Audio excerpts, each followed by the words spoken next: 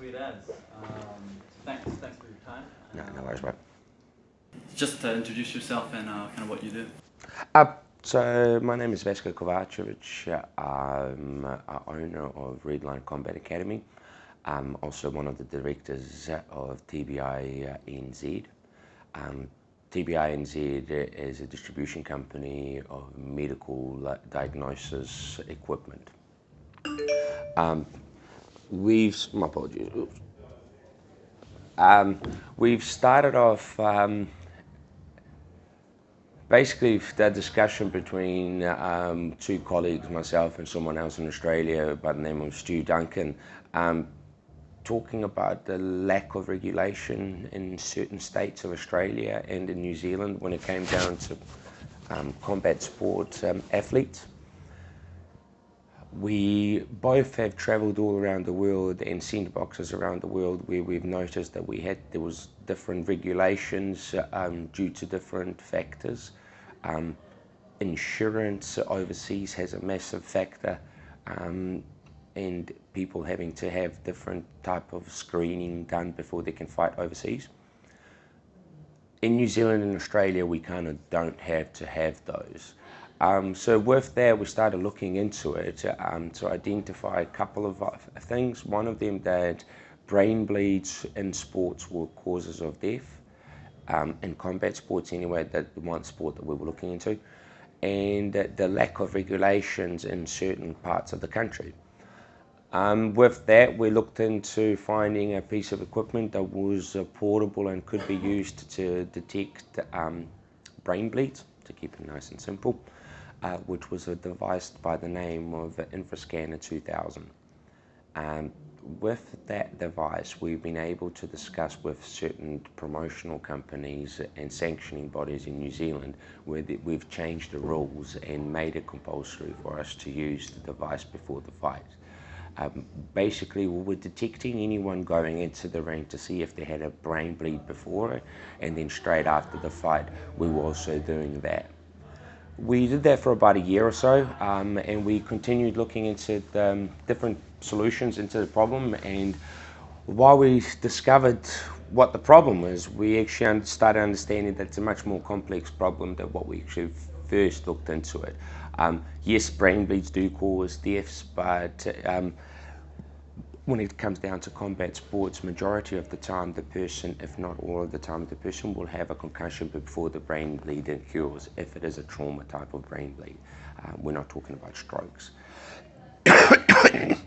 So with that, we found out that in reality we should be looking for concussions. Looking deeper into that, we found out that there's also a certain thing that's called a subconcussion, which is clinically a person is not displaying any clinical signs of a concussion, but they still may have little symptoms of it.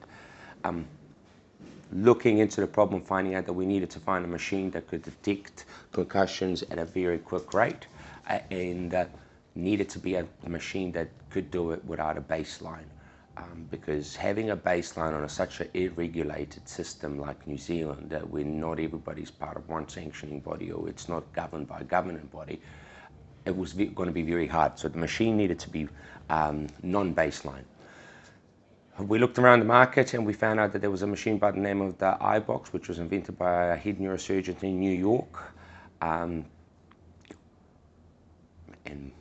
her sister's name is, I can remember it, Dr. Rosina, but I've just forgotten the inventor's name. I deal with Dr. Rosina mainly regarding that. So we found out that there is a machine that uses eye detection movement to detect a concussion. The machine is called an iBox. It's the first non-baseline machine that has been FDA approved, TGA approved, and WAND approved in New Zealand for the use of detection of concussion. In September last year, we imported the machine in New Zealand, and we've been developing a protocol to push out with different contact sports, rugby league, of course combat sports from boxing and MMA. In different factors, as in protection of athletes and also longevity of athletes, but at the same time we're developing what we're calling an athlete warrant of fitness, which would be a baseline test to do at the beginning of the season for rugby players, or beginning of the combat season as well for competent athletes, so that if anything does happen, we can actually start taking the ego of the fighters out and the guesswork out of everything, and just use actually up to state-of-the-art technology to have an identified line where someone is actually safe to come back to, or as we call a return to play. So that's kind of where we've been developing something. We were very happy to find that there was Dr. Brian Chong that's joined us from Dr. 360 that had the same vision, but from a medical physician point of view. We have teamed up with him and managed to create a certain type, as well mentioned, athlete warranted fitness, which is full medical system that also incorporates another piece of our equipment, which is called the SCAT balance board. So with the eye tracking movement machine and also our balance board, we're able to give the best data available to Dr. Brian to actually identify and make a medical suggestion if the person is concussed or not. So in reality, we're just taking out the guessing game. Up to now, a lot of concussions were a guessing game. And what we found out that professional athletes had something that we were calling subconcussions. It was very easy to hide because what we relied on was honesty and SCAT-5, which is just a bunch of series of questions and observations that a person done that can be subjective. The person can memorize the questions, and you could get false readings, where iBox is a machine that basically follows your eyes for 3 minutes and 40 seconds while it makes you watch a video. The video is a small screen appears inside of a larger screen. Inside of the smaller screen, a video movie will play, which will move along, as you've seen on our video, moves along from edges of the screen to the edge of the screen. During that period of time, the patient, will be called the patient, is eye movements, or her eye movements are filmed 500 frames per second. At the end of it, we will get a number of usable data. If the number of usable data is over 65%, we take it as a correct procedure and correct or usable results. The results come with a number from 0 to 20, where number 10 or anything above 10 is being clinically and legally described as concussion. With that, saying that it's number that FDA and TGA and WAND have approved that yes, this is medically what we can say. If you're above this number, you're medically concussed. We're doing further research into the subconcussions, into mild concussions and so on. So there is a lot of research that can be done. At this stage, we are just pretty much have a machine that gives you a yes and no answer, as the limit is 10. But the data collected that can be much more useful to everybody, especially athletes, when we're looking at return to play, recovery, and so on. That's talking from a sports part of it. The use of the machine in non-sports type of area is much more wider and so on. So it's a totally different ballgame. But we started from the combat sports and contact sports, realistically. So we kind of continued with it. We've developed a company by the name of HeadTech, which is a screening company, and that is the company that's rolling out our protocols with athlete warranted fitness. We're glad to announce that we'll be starting with North Shore Tigers League Club. We'll be actually doing a full team pre-season warranted fitness this week. So that's one of the schools. We're also working with a few schools at the moment, and we'll be announcing a few other schools that will be taking the procedures as well. So it's very nice to see that there is, I guess, acceptance and acknowledgement that TBI in contact sports is a problem, and that it needs to be addressed, and probably addressed a little bit sooner than later. So that's where we came with what TBI does. It's a bit of a long story in reality, but we came from a sports background, so we know a little bit about the contact part of it and what damage it does. We really know that something needs to be done, and we believe that with the technology and the right doctors, we could make a protocol that should be utilized across the country. Is that kind of protocol that you'd be developing something you'd want to lobby for a regulative legislation?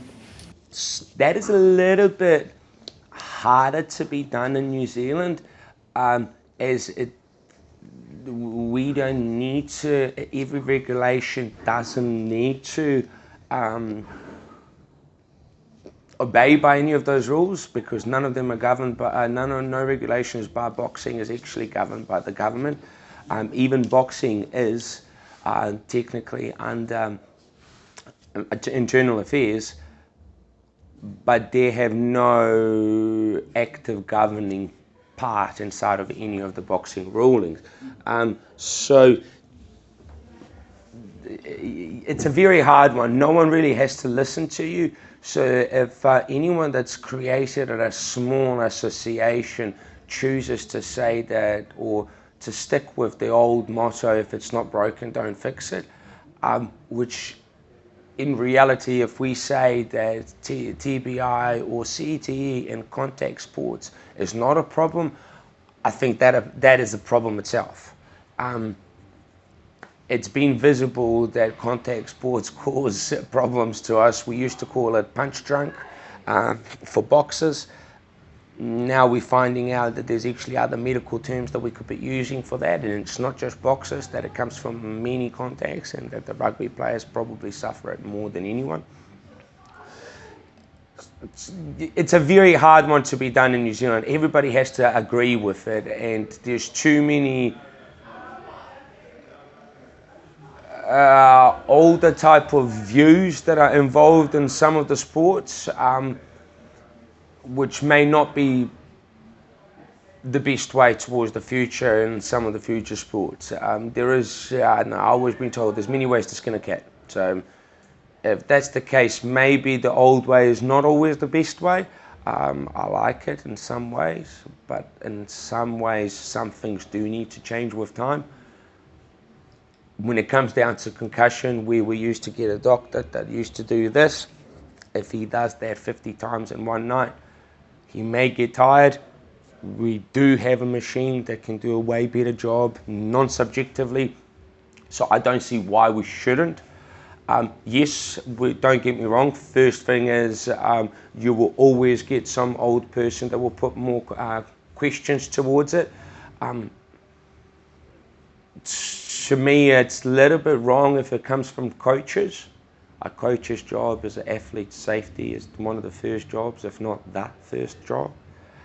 So to hear it from them and hear objections from them, and it's literally, there is nothing better out there and the rest of it is a guessing game, is a little bit weird, that we're not willing to move along with some. But overall, the reception is very well being taken.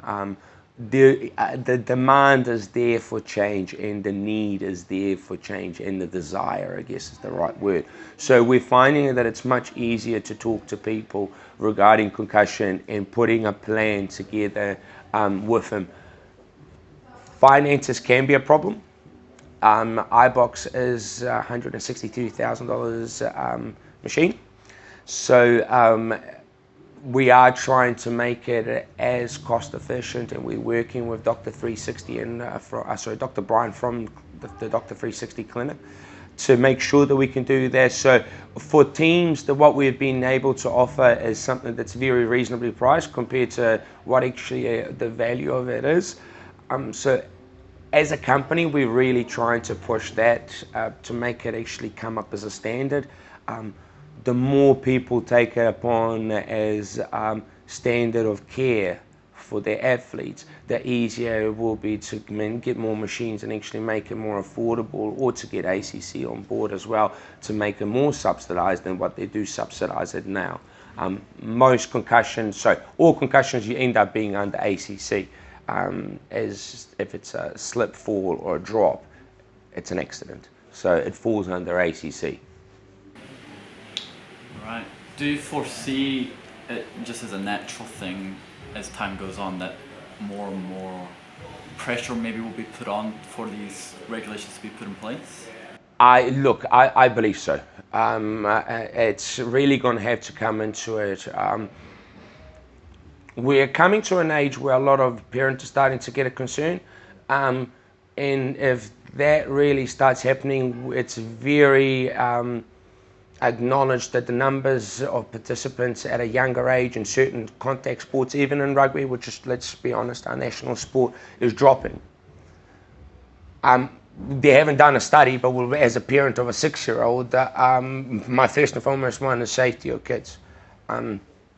So some things change like that, numbers are going to continue dropping. So then people like myself will end up coming and say, what do we do to save our sport? One of it is, yes, to save this. To save our sport is to increase safety. If we can come up to parents and say that we've got the best protocols available, the best technology available, that we are willing to implement on our kids to make sure that not only are they safe at the time that we're actually with them, but actually for long term and for longevity, I don't see why we're going to start losing kids anymore. If anything, it should encourage them, because at this stage we're also telling all kids that physical activity is very great, but at the same time we're trying to wrap them in cotton wool. So if we can come up and say, yep, it is great, and yes, you're right, your safety of your child is very important, as it is to me, but wrapping them in cotton wool and not exposing them to stuff is wrong.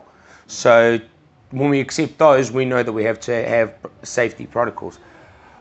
I'm not into banning anything, far from it.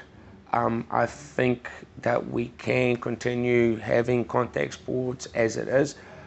I do believe, my personal belief on training parts of it, that culture of training needs to be changed, especially when it comes down with full contact. But that's a personal coach opinion that even though I've been a coach I've been involved in boxing for over 23 years, I'll keep that to me in my gym. That's my own belief. But when it comes down to safety, we have the equipment. We can make better judgment of when to return to play. We can cost less to ACC by making those right judgment and not actually injuring people further, like we have lost a few people due to people coming back after concussions too early. So why leave it to guessing games? It's there, it can be used. So instead of waiting for someone else to ask for it, we proactively created the machine, bought in the machine ourselves, and not only just as a distributor, but we also said, okay, we will put it to use. We will create a screening company, and we will continue doing it, going from show to show, and offering at a very, very reduced price, and telling promoters, use it, show that you actually care about the athletes and that you're not just looking to get a quick payday and leave. But that's the other one, because that's where we put into the next type of it. So I hope the natural progression would be people looking after the athletes and implementing this without us having to change it and forcing people. In my opinion, it will show much more respect of them and duty of care of athletes if they actually did it themselves instead of being forced by an association. Those are just different opinions on how it should be done, but it will change one way or the other. It's a matter of time. Exactly that. It's just literally a matter of time. Is it because of the size of the market in New Zealand and the infrastructure is not really built in as it is overseas, that maybe that's why it's not there yet, or is it just because of the age of the sports? Look, I guess there's many sides to that question that can answer it. With the lack of regulations, I guess that's where we were getting into this question. I believe it's a little bit different. In reality, if you don't agree with someone, you can start your own association within a very quick turnaround and start saying that we're having a New Zealand Championship of boxing, whatever you want to add into it, a boxing extreme championship. So just add it, so it's a different letter abbreviation. There's nothing stopping you. You have to just register with Internal Affairs. You have to have a certain few codes followed by Internal Affairs, but there's nothing stopping anyone starting their own. So what really happens if anyone has a disagreement with someone else in the industry, especially in the boxing, I won't discuss any other ones as I'm not a part of it, you can just start your own association and just go, okay, I'm not dealing with the problem, I'll start my own. So at a very small market that we do have, I believe that we currently have 6 active boxing associations. So that will make it that we have a possibility of 6 New Zealand champions. Sadly, in some of our weight division, the pool of fighters is not even 6. In some of our weight divisions, especially female weight divisions, some of them there's 4 of them in the weight division. So you can have 6 different New Zealand champions out of 4 girls. That to me is just stupidity. So if some of the associations could work together, I would see a more, yes, there should be more, because then you can jump from one association to the other and basically hide maybe some of your losses, because there's no need to talk to each of the commissions. The biggest one is the medical discrepancies. You could lose a fight via knockout in one tournament and go to another association or another code the next week and fight and not have to disclose anything to anyone. So our one would be that maybe a medical ringside physician association should be made, where they could have access to fighters' data. Maybe it could be done that way.